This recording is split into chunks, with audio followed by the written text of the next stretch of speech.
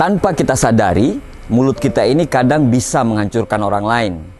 Mulut kita ini itu bisa membuat orang lain senang, tapi bisa juga membuat orang lain hancur.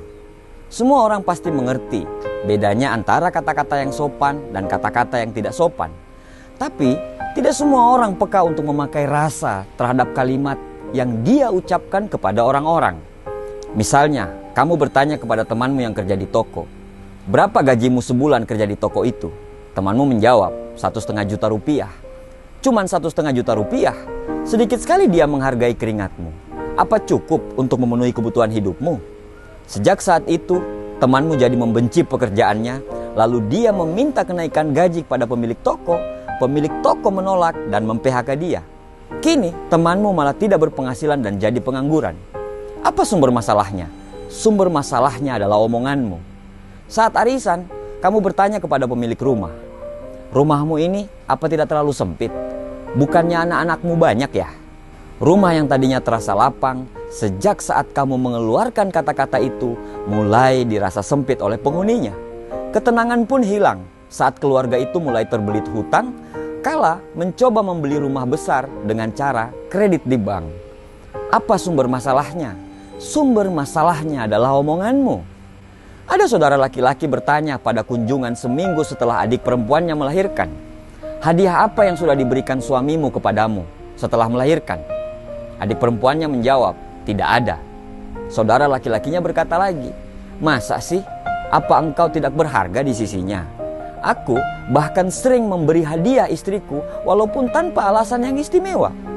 Siang itu, ketika suaminya lelah pulang dari kantor, dia menemukan istrinya merajuk di rumah. Keduanya lalu terlibat pertengkaran, dan sebulan kemudian antara suami istri itu terjadi perceraian.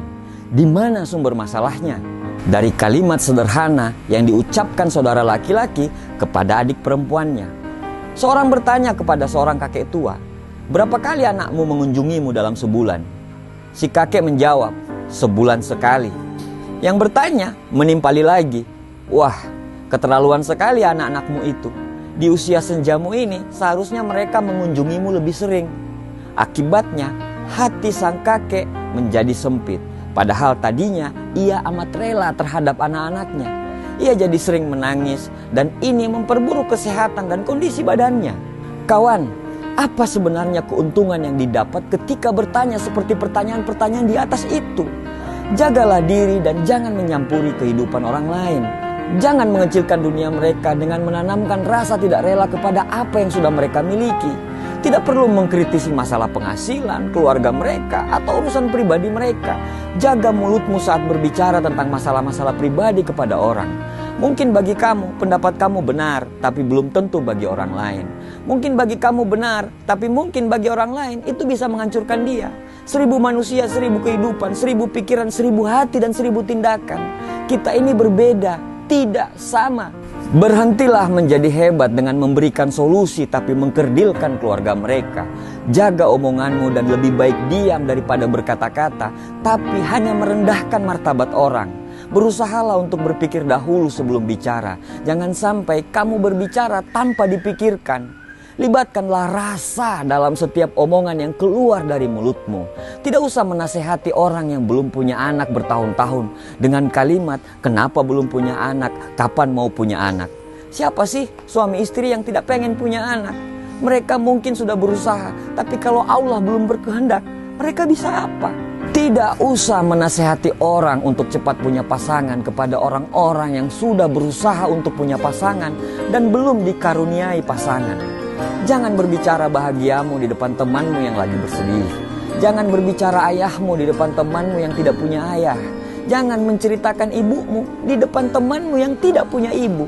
Jangan menceritakan anakmu di depan temanmu yang tidak punya anak. Jangan menceritakan mampumu di depan orang yang kurang mampu. Jaga omonganmu, libatkanlah rasa.